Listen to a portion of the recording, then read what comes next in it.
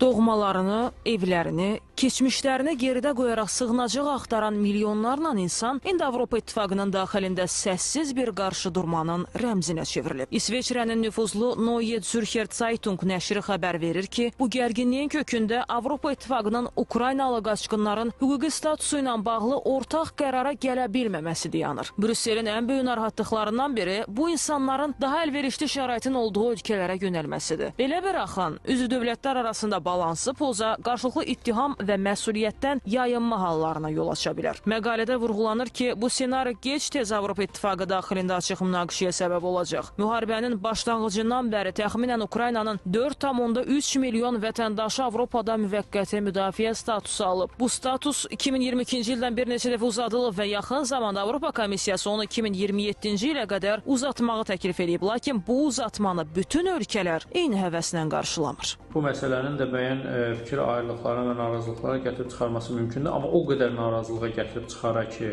arada çox böyük bir gərginliklər və problemlər yaşanır, mən buna inanmıram. Onlara sığınacaq vermək, onların hüquqi statusunu müəyyən eləmək, onları yerləşdirmək və problemlərinin həllinə nail olmaq milyonlarla insandır.